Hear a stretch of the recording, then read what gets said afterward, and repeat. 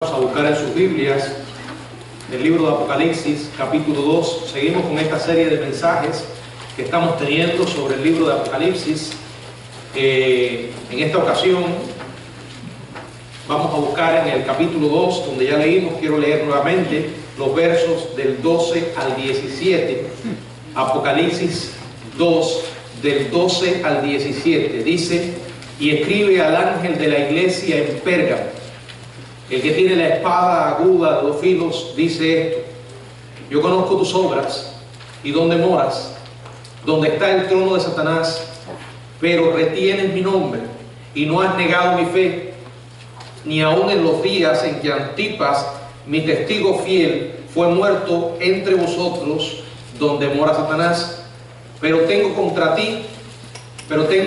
unas pocas cosas contra ti, que tienes ahí a los que retienen la doctrina de Balaam, que enseñaba a Balac a poner tropiezo ante los hijos de Israel, a comer de cosas sacrificadas a los ídolos y a cometer fornicación. Y también tienes a los que retienen la doctrina de los nicolaitas, la que yo aborrezco. Por tanto, arrepiéntete, pues si no, vendré a ti pronto y pelearé contra ellos por la espada de mi boca. El que tiene oído, oiga lo que el Espíritu dice a las iglesias. Al que venciere daré a comer del maná escondido, y le daré una piedrecita blanca, y en la piedrecita escrito un nombre nuevo, el cual ninguno conoce sino aquel que lo recibe. El mensaje lo hemos titulado: Pérgamo, el peligro de ceder ante el mundo. Oremos. Padre, gracias por la oportunidad de estar en este lugar para traer tu palabra. Señor, en esta hora nos estamos poniendo en tus manos, reconociendo nuestra incapacidad humana, suplicándote que tu Espíritu Santo sea el que hable por medio nuestro. Habla en nuestras vidas y danos un corazón humilde, Señor, para recibir tus enseñanzas. En el nombre de Jesús, amén. Bueno, la mundanalidad es cualquier preocupación o interés en el sistema de vida temporal que nos rodea. Es poner algo que es perecedero en lugar de lo que es eterno. Estamos en el mundo, pero no somos del mundo. Lo dijo el Señor en Juan capítulo 15, 19. Estamos en el mundo, no somos del mundo, no debemos actuar como si fuéramos del mundo. Pablo escribió en Romanos capítulo 12, allí dice la palabra del Señor. Romanos capítulo 12, quiero que leamos allí el verso 2, dice: no os conforméis a este siglo, sino transformaos por medio de la renovación de vuestro entendimiento, para que comprobéis cuál sea la buena voluntad de Dios, agradable y perfecta. Dice la palabra: no os conforméis a este siglo. En otras palabras, no dejen que este mundo los meta en su molde. Estamos aquí para ejercer influencia positiva sobre el mundo y no que el mundo nos mueva a nosotros en su dirección. Como hemos sido redimidos por la gracia de Dios, se nos llama en la carta del apóstol Pablo a Tito, en el capítulo 2, verso 12, dice la palabra, Tito 2:12, enseñando que, renunciando a la impiedad y a los deseos mundanos, vivamos en este siglo sobria, justa y piadosamente. Santiago escribió en su carta, en el capítulo 1, verso 27, la religión pura y sin mácula es guardarse sin mancha del mundo. También en el capítulo 4 de esa misma carta, en el verso 4, dice: porque la mitad del mundo es enemistad contra Dios. El que quiera ser amigo del mundo se constituye enemigo de Dios. Cuando hablamos del mundo, usted debe saber que está hablando del sistema de pensamiento que gobierna la sociedad humana. En Primera de Juan capítulo 2, dice la palabra en los versos del 15 al 17, Primera de Juan capítulo 2: no améis al mundo ni las cosas que están en el mundo. Si alguno ama al mundo, el amor del Padre no está en él. Porque todo lo que hay en el mundo, los deseos de la carne, los deseos de los ojos y la vanagloria de la vida, no proviene del Padre, sino del mundo. Y el mundo pasa y sus deseos, pero el que hace la voluntad de Dios permanece para siempre. Bueno, después de haber dado un vistazo a varios pasajes de la Biblia en cuanto a este tema, podemos decir que la iglesia de Pérgamo, como gran parte de las iglesias actuales, había dejado de prestar atención a estas advertencias bíblicas en cuanto a la mundanalidad. Fueron poco a poco corriendo los límites. Fueron tomando decisiones pequeñas, pero poco sabias, hasta que fueron llegando a dar lugar a la mundanalidad. Por consiguiente, ellos estaban cediendo ante el mundo y estaban en peligro de mezclarse con él. Este podemos decir que sería el próximo paso en esa espiral descendiente luego de la pérdida del amor a Jesucristo que tuvo la iglesia de Éfeso.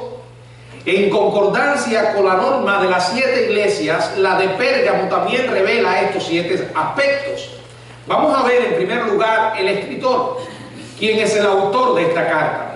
Dice el verso 12,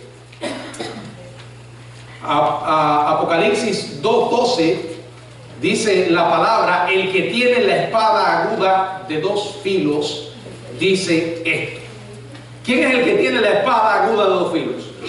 Bueno, el Señor Jesucristo, resucitado y glorificado. Recuerden que en la mayoría de estas cartas se va a estar tomando imágenes de la visión que tuvo Juan en el capítulo 1 del Señor resucitado y glorificado.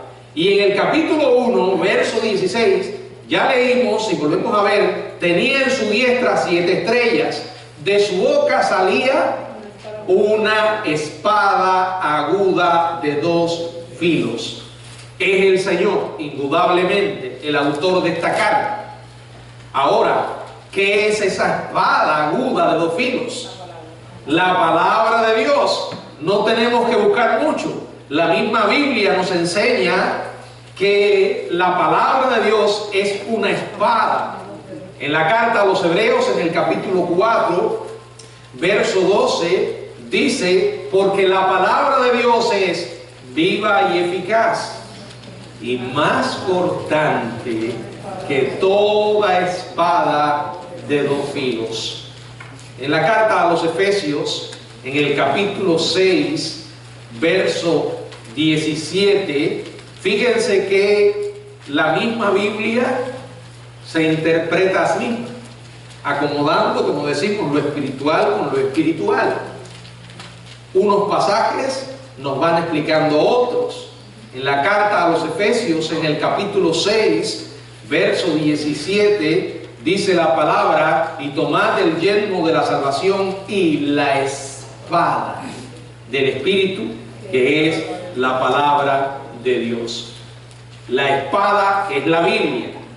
Que la espada sea de 2 filos nos está hablando de la potencia y el poder de la palabra para discernir, para juzgar los pensamientos más íntimos del corazón humano.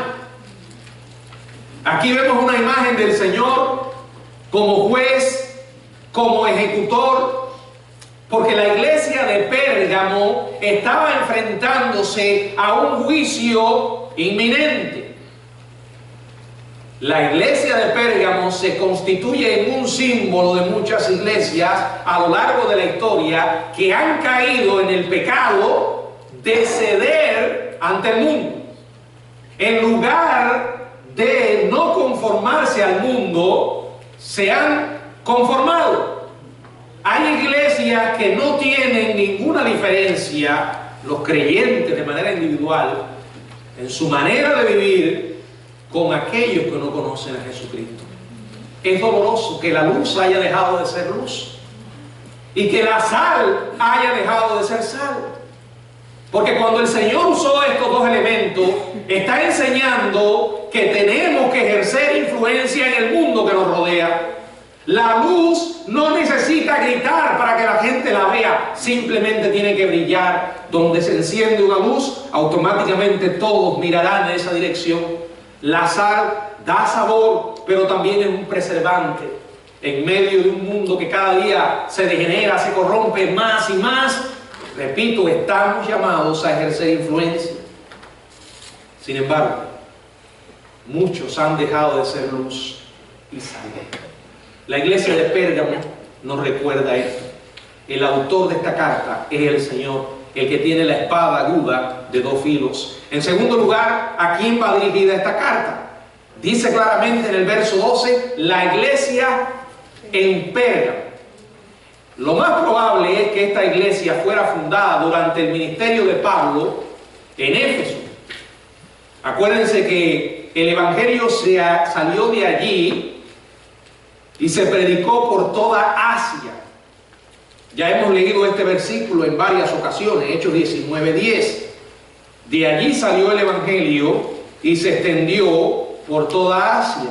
Hechos capítulo 19, verso 10. Dice la palabra, así continuó por espacio de 2 años, de manera que todos los que habitaban en Asia, judíos y griegos, oyeron la palabra del Señor Jesús. Y es probable que de ahí haya salido la iglesia de Pérgamo. Ahora, como hemos visto también, y hoy lo podemos presenciar, la iglesia estaba rodeada de una cultura pagana.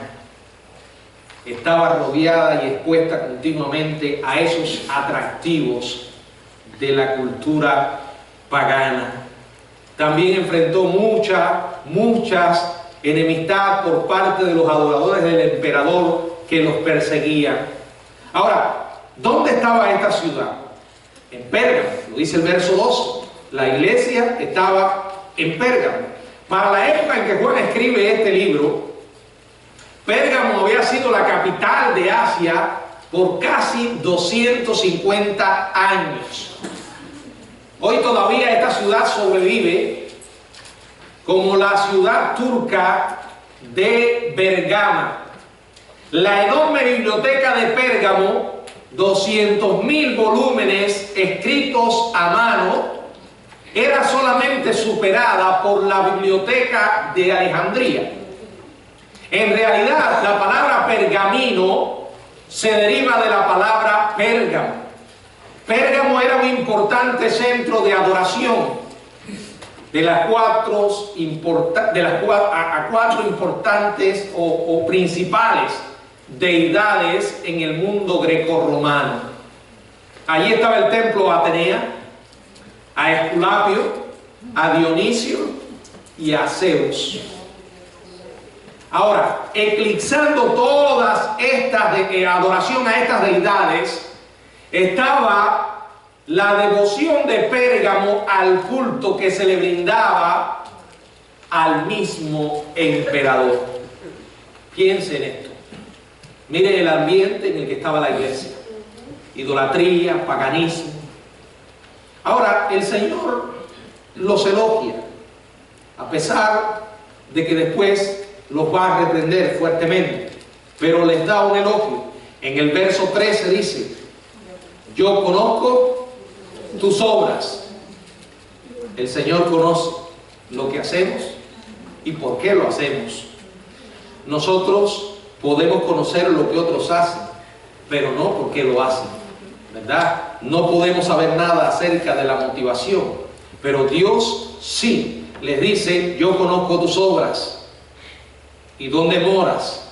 Él no solo sabe lo que haces, sino dónde lo haces. Donde está el trono de Satanás, pero retienes mi nombre y no has negado mi fe, ni aun en los días en que Antipa, mi testigo fiel, fue muerto entre vosotros, donde mora Satanás.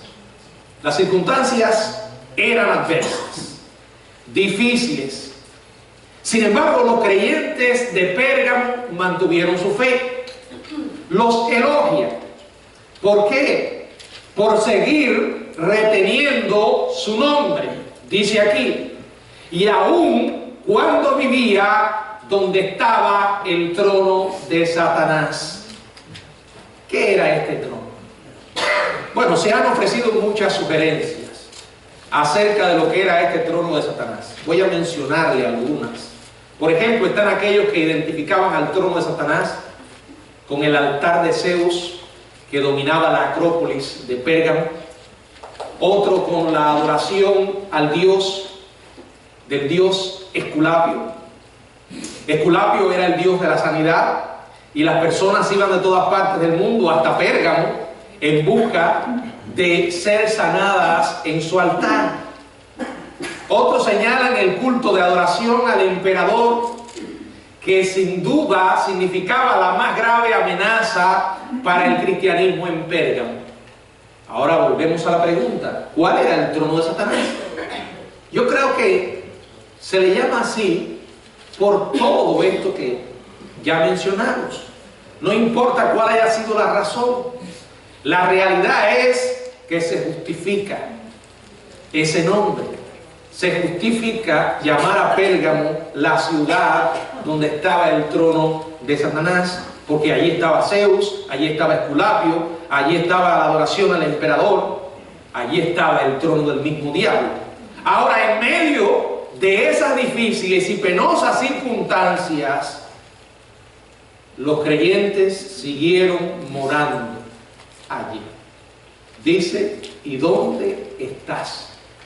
Ellos seguían en ese lugar difícil, a pesar de que sufrían persecución, a pesar del sufrimiento que soportaban. Los creyentes en Pérgamo continuaron reteniendo el nombre de Cristo y no negaron su fe. Dice: pero retienes, estoy leyendo en el verso 13, retienes mi nombre y no has negado mi fe. Fueron fieles, siguieron siendo fieles a pesar de la hostilidad.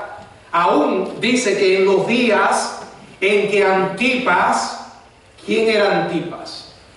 Dice aquí: mi testigo fiel, fue muerto entre vosotros. ¿Quién era Antipas? Probablemente fuera uno de los líderes de la iglesia de Pérgamo. La tradición nos ofrece información al respecto. Dicen que fue asado hasta morir dentro de un toro de metal durante una persecución instigada por el emperador Domiciano. Este hombre pagó el máximo precio por no hacer concesiones. Este hombre murió por causa de su fe. Debido a su fidelidad, vemos que el Señor lo elogia. ¡Qué bendición!, ¿verdad? Con el título que en otros pasajes se emplea para referirse a sí mismo. Aquí lo llama Antipas, mi testigo fiel. En Apocalipsis capítulo 1, verso 5, el Señor dice: y de Jesucristo el testigo fiel. Y en el capítulo 3, verso 14, dice la palabra de Dios, Apocalipsis 3, 14, he aquí el amén, el testigo fiel. ¡Qué tremendo! Ese calificativo que se empleó para el Señor Jesucristo, ahora Él lo emplea para referirse a Antipas. Esa era la fidelidad. Ese era el elogio a esta iglesia. Pero inmediatamente viene un reproche. Verso 14 y verso 15. Pero tengo unas pocas cosas contra ti. Que tienes ahí a los que retienen la doctrina de Balaam, que enseñaba a Balac a poner tropiezo ante los hijos de Israel, a comer de cosas sacrificadas a los ídolos y a cometer fornicación. Y también tienes a los que retienen la doctrina de los nicolaitas, la que yo aborrezco. ¿De qué está hablando acá? Bueno, luego de elogiarles, Cristo les informa. Él conocía sus obras, sabía lo bueno que habían hecho, estaba al tanto de su fidelidad, pero también de su desobediencia. Dice: tengo unas pocas cosas contra ti. Aunque la gran mayoría de los creyentes eran fieles, leales a la verdad, habían algunos asociados con la iglesia que habían comenzado a creer en falsas doctrinas. estaban tolerando a estos que estaban en el error. Específicamente dos herejías estaba tolerando esta iglesia. En primer lugar, algunos estaban siguiendo la doctrina de Balaam. ¿Quién era este? Bueno, la historia de Balaam, un destacado profeta a sueldo del Antiguo Testamento, aparece registrada en el libro de Números, en los capítulos del 22 hasta el 25. Balac, que no es igual, este Balac era rey de Moab, contrata a un hombre llamado Balaam para que maldijera a los israelitas. Después de tratar varias veces, sin ningún éxito, de maldecir a Israel, a Balaam se le ocurre otro plan. Tramó usar a las mujeres moabitas para que sirvieran de señuelo a los israelitas e incitarlo a la conducta del mundo impío. Ese mundo que los rodeaba, lleno de inmoralidad y de idolatría. Cuando uno lee la historia en los capítulos del 22 al 25 de Números, le da la impresión que Balaam era un mensajero de Dios, que fue obediente. Pero para poder conocer todo acerca de este personaje, necesitamos ir a Números, capítulo 31. Y quiero que veamos el verso 16. Número, capítulo 31, verso 16.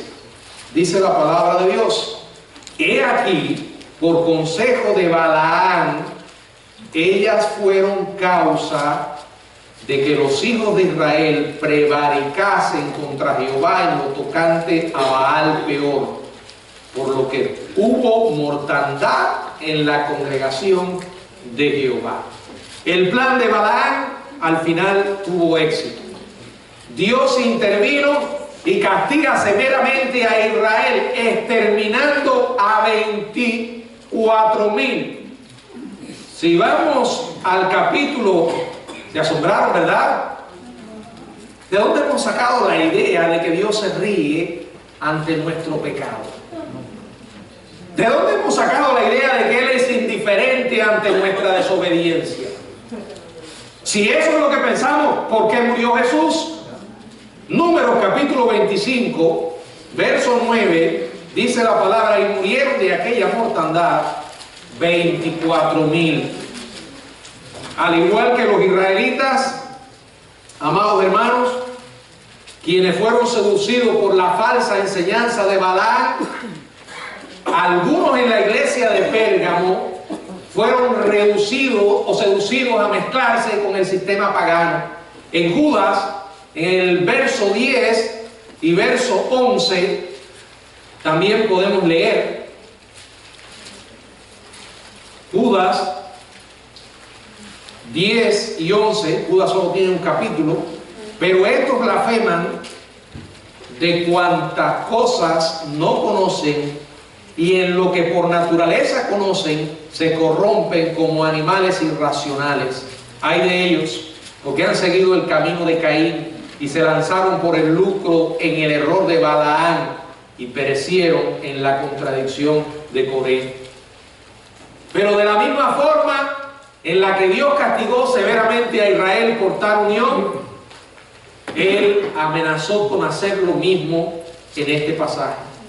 El apóstol Pablo señala que el pecado, la desobediencia del Señor al Señor, implica una disciplina. En la segunda carta a los Corintios, quiero que veamos allí lo que dice la palabra en el capítulo 6, verso del 14 al 17, dice claramente: no os unáis en yugo desigual con los incrédulos.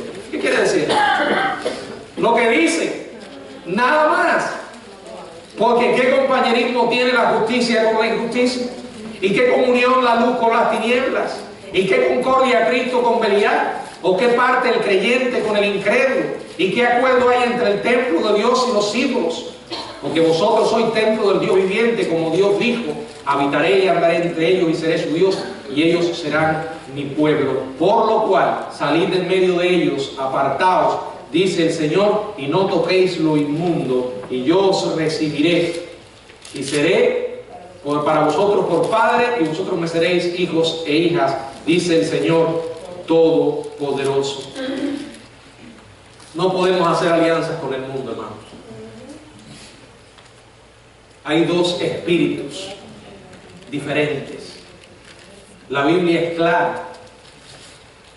Esto va desde comenzar a tener una relación de un noviazgo con un incrédulo hasta un tipo de alianza con un inconverso en cualquier asunto, como un negocio o cualquier otra cosa. Un yugo desigual es poner dos animales diferentes en un arado, ¿verdad?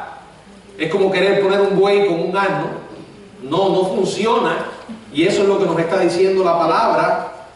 Tenemos que saber que hay una diferencia. ¿Qué puedes tener tú en común con alguien que no ama a Jesucristo? No hay comunión. No puede haber comunión profunda. No existe. Ahora, a pesar del ejemplo de Israel y de la clara enseñanza de Pablo, que ellos probablemente conocieran, algunos en Pérgamo persistían en seguir la enseñanza de Balaam. Por ejemplo, tenían la mentalidad de que podían ir a fiestas paganas con todo ese tipo de depravación que las caracterizaba, con todo ese tipo de inmoralidad sexual, y después ir a la iglesia y participar en la adoración a Jesucristo. ¿No le parece eso familiar? Hay muchos por ahí que para ellos nada es malo. Todo está bien, ¿verdad? Yo voy a esa fiesta donde hay drogas, donde hay alcohol, para testificar de Cristo. Pero si el Señor iba allí donde estaban las prostitutas, los publicanos. Bueno, cuando uno quiere torcer las Escrituras, las va a torcer de cualquier manera. Los que van a esos lugares no van precisamente como embajadores de Cristo. Y lo que muchas veces sucede es que en lugar de ellos de hablarle de Cristo, terminan ellos convirtiéndose en discípulos del diablo.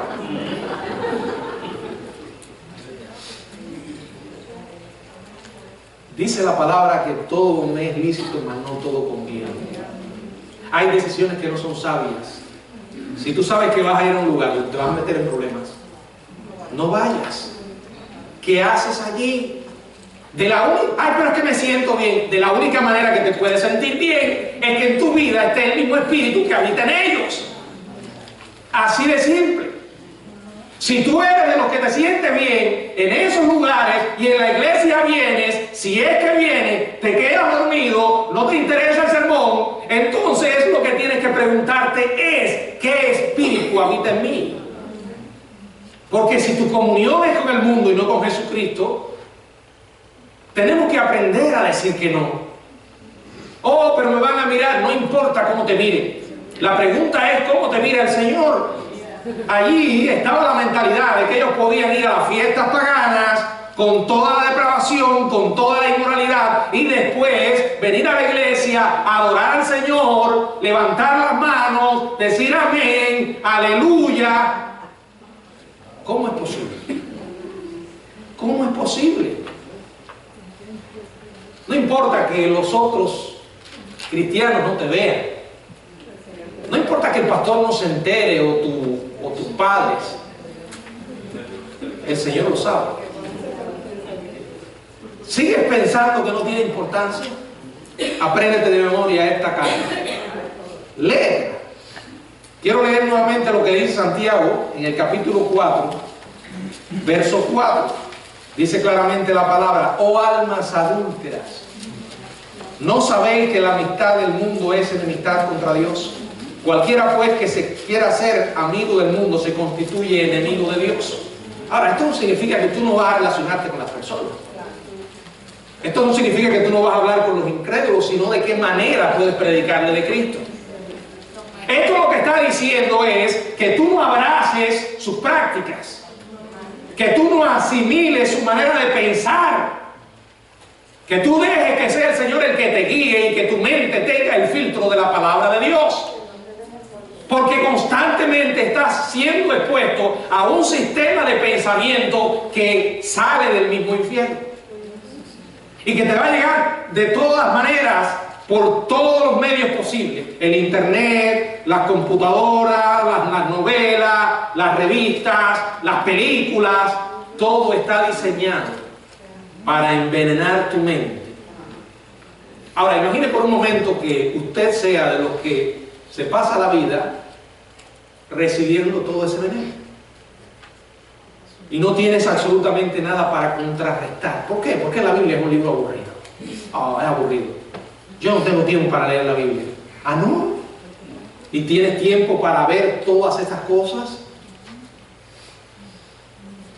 ¿Sabes que un día, si eres cristiano, vamos a empezar por ahí, un día el Señor te va a pedir cuenta? ¿Sabes? No solo por tu vida, sino por lo que tu vida significa para otros que te ven vivir. Porque tú puedes ser una señal que muestre el camino al cielo, pero también te puedes convertir en un indicador al mismo infierno. Porque quieras o no, la gente te va a mirar. Y si de alguna manera tú has declarado que crees en Jesús, ellos van a mirar a tu vida. Ahora, esas concesiones que estaban haciendo ahí en la iglesia de Pérgamo todavía continúan. Una segunda herejía que se toleraba en Pérgamo implicaba una figura del Nuevo Testamento. Ya lo habíamos mencionado en otra carta. Había allí los que retenían la doctrina de los nicolaitas. Los nicolaitas derivan su nombre de Nicolás. Se supone, algunos piensan que era uno de los 7 hombres escogidos para encargarse de la distribución de alimentos en Hechos capítulo 6. No se sabe si se volvió un apóstata o que algunos tergiversaron sus enseñanzas, si las pervirtieron.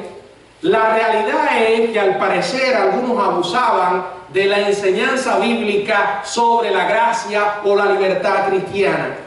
O sea, no estamos muy lejos de eso. Hoy todavía hay aquellos que han convertido la gracia en una desgracia, ¿verdad? Han abusado de la gracia y con el nombre de la gracia justifican todo tipo de conducta.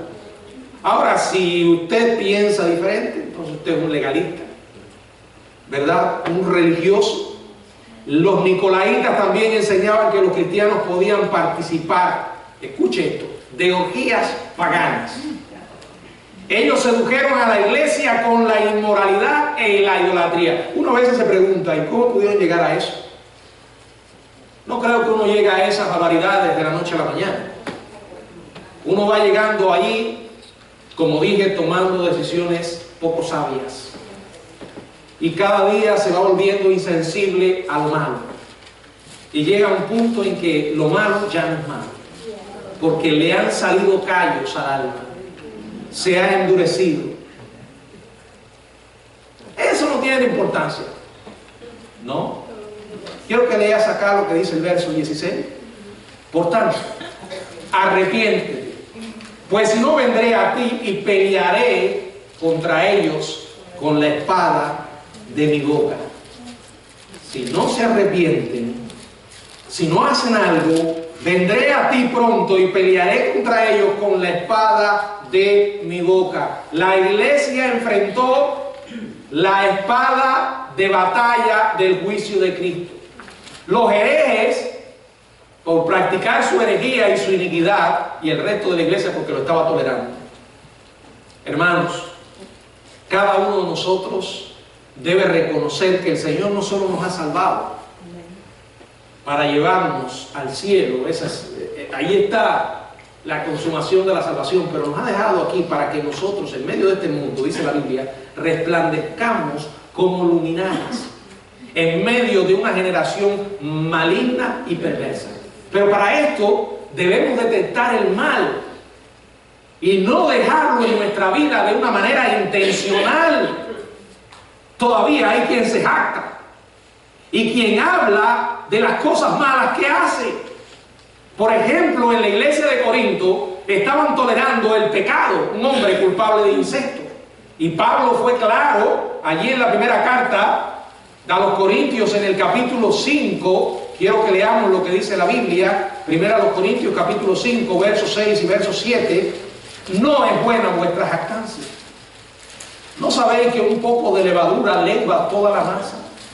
Limpiaos pues de la vieja levadura, para que seáis nueva masa, sin levadura como sois, porque vuestra Pascua, que es Cristo, ya fue sacrificada por vosotros. Si le importa a Dios como vivo, si le importa a Dios el pecado. Dice que Cristo fue sacrificado. Cuando miramos al Calvario, allí vemos cuánto Dios nos ama, pero cuánto Dios aborrece el pecado.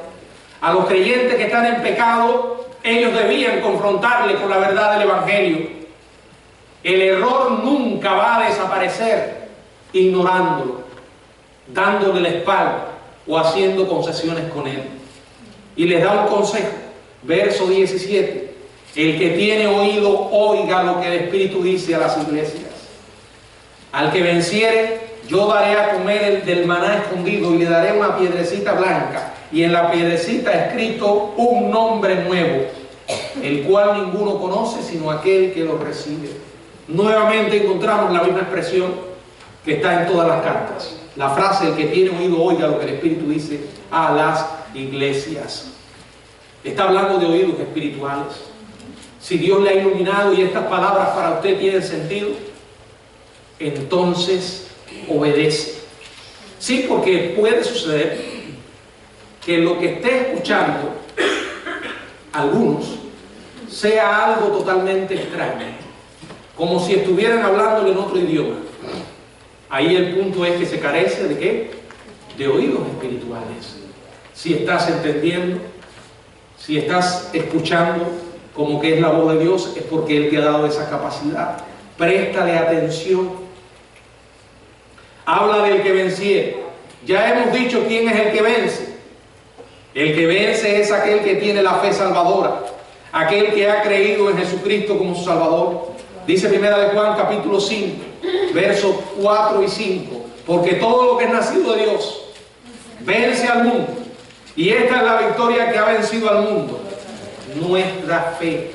De la única manera que no eres un vencedor es que no tengas esa fe. ¿Quién es el que vence al mundo sino el que cree que Jesús es el Hijo de Dios?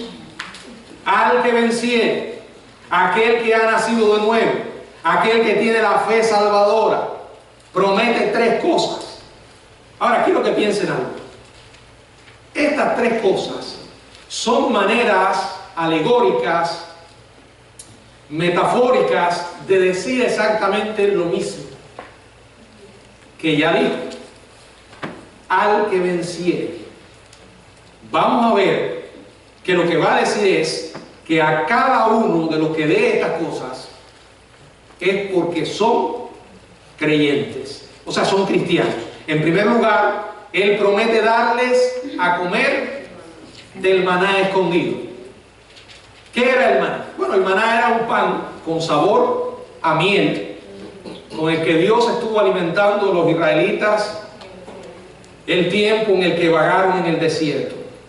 El maná escondido, Juan capítulo 6 lo dice claramente, es una representación ¿de quién?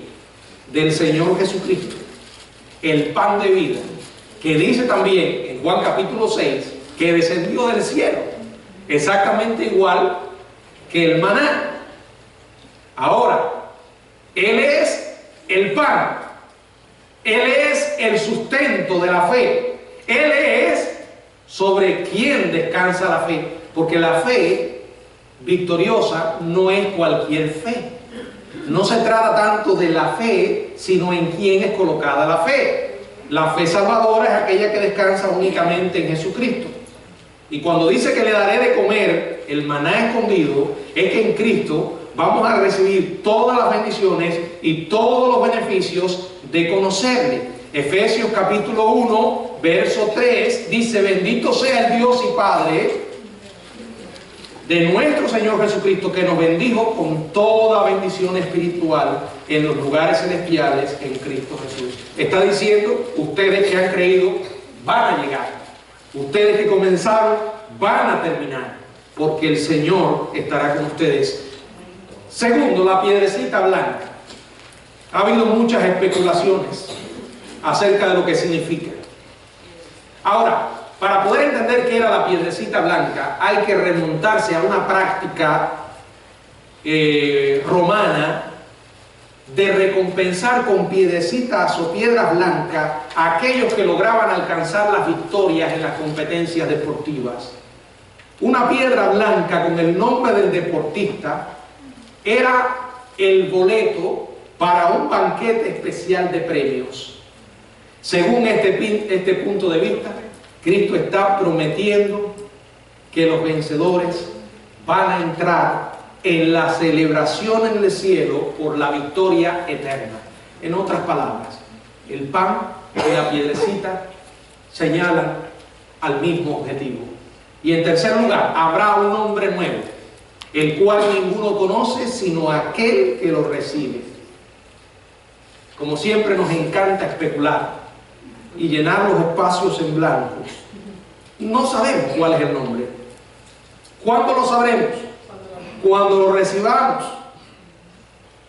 Pero podemos inclinarnos a la misma idea de que será como una especie de base a la gloria eterna.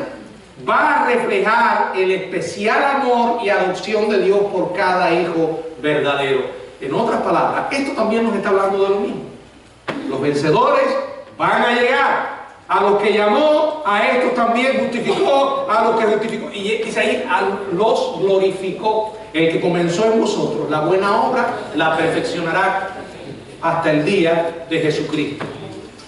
No tomen la Biblia de manera equivocada. No pongan en el texto lo que el texto no dice.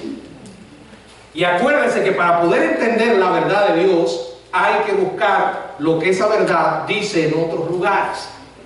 Jamás la Biblia enseña que la salvación la ganamos.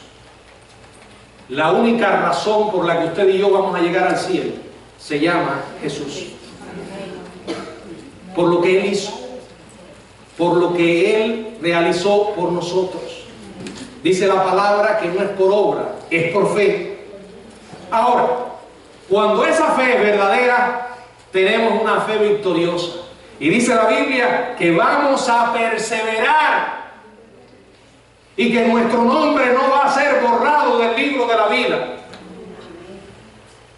Sí, porque están aquellos que dicen la salvación se pierde porque van a ser borrados. Los versículos que usan para eso dice interesantemente todo lo contrario. Dice, no te voy a borrar. El gran problema es que algunos piensan que se trata de lo que seamos capaces de hacer. Miren, si la salvación dependiera de nosotros, estamos en un tremendo problema. Porque hoy la podemos tener y mañana perderla. Ah, no, pastor, ese será usted que es un mundano. Yo soy un santo. ¿Un santo seguro? ¿No serás un santo sin él? Bueno, lo que significa esa palabra, saben los cubanos, un santo. Miren, piense por un momento, ya lo dije, si la salvación dependiera de nosotros. Es que no hicimos nada para salvarnos. No podemos hacer nada para retenerla. Es por gracia. Ahora, ¿justifica eso un estilo de vida indiferente? ¿Justifica eso que yo me voy a gozar con lo malo, con el pecado? No, porque lo que hemos muerto al pecado, ¿cómo viviremos aún en él? Creo que hay solo una razón por la que alguien que dice que ha muerto al pecado se goza en vivir en él, y es porque realmente no ha muerto al pecado. Yo siento dolor cuando peco. Tengo grandes problemas en mi vida cuando desobedezco. La paz de Dios comienza a extinguirse y mi conciencia está la culpa hasta que no le pido perdón a Dios. La gran tragedia de la iglesia de hoy es que se ha vuelto insensible sensible, pero la iglesia somos nosotros. Voy a hablar claro, porque a veces nos encanta. La iglesia está tan mundana, la iglesia está tan llena de problemas. La iglesia eres tú, la iglesia soy yo. Si la iglesia es mundana, yo estoy mundana en el mundo. Si la iglesia tiene problemas, yo tengo problemas. O sea, tengo que hacer un examen de mi vida. Yo no estoy llamando a que ahora nos aislemos del mundo y convirtamos el templo bautista del camino en un convento. No es eso. Esto no es un convento, ni somos monjes. Él dijo al mundo, ir. Están en el mundo, pero hay que saber, no son del mundo. Y si te pasas la vida queriendo caer en gracia, vas a perder grandes cosas. La iglesia de Pérgamo enfrentó la misma decisión que enfrenta cada iglesia.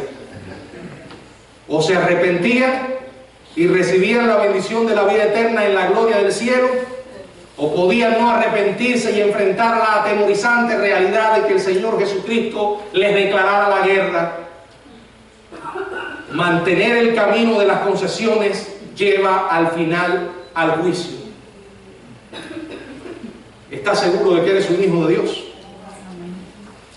¿Que has nacido de nuevo? ¿Que en tu vida está la fe salvadora? ¿Cómo puedo estar seguro? ¿Te has arrepentido y has creído en Cristo como tu Salvador? Y no solamente lo que ocurrió en el pasado, sigues hoy amando a Jesucristo. Sigue importándote lo que a Él le importa y rechazando lo que rechaza. Amas lo que Dios ama y odias lo que Dios odia. ¿Estás tú seguro? Me parece que esto que voy a decir ahora lo he dicho tantas veces.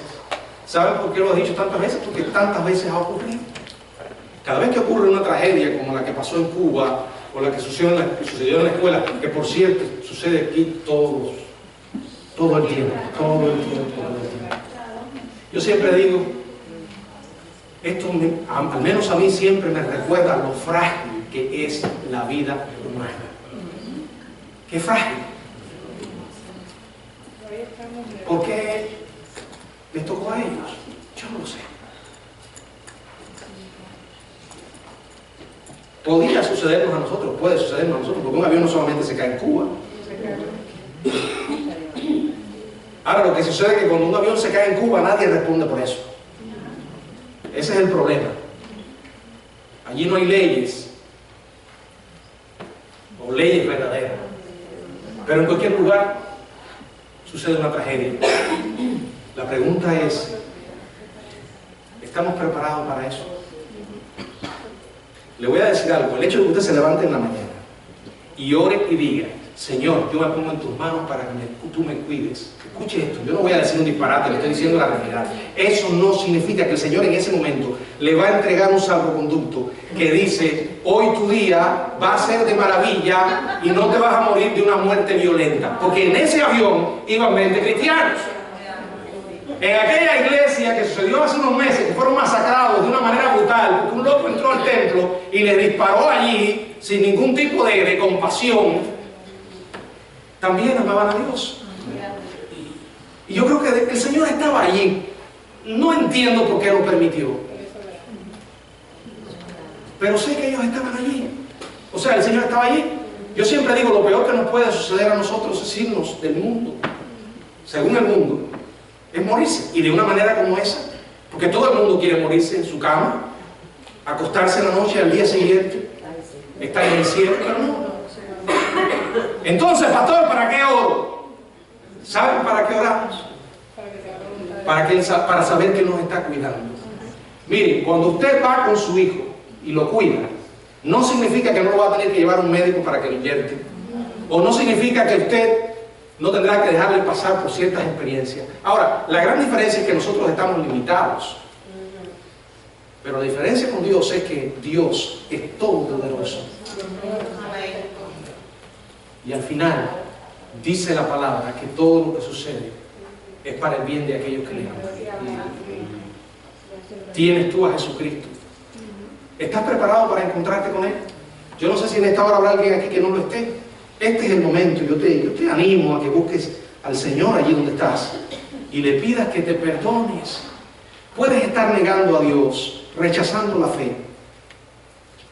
Yo siempre digo, pero hay una realidad que no podemos evadir. Somos mortales. Un día nos vamos a morir. No sabemos cuándo. Y no se trata de que tengas que ser un viejito para morirte. En ese avión había una niña de 4 años. Y un niño de menos de 2.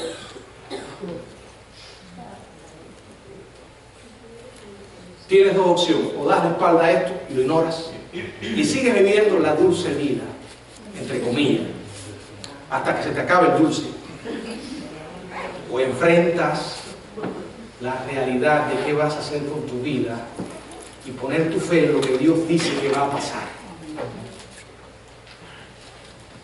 Piensa y toma una decisión.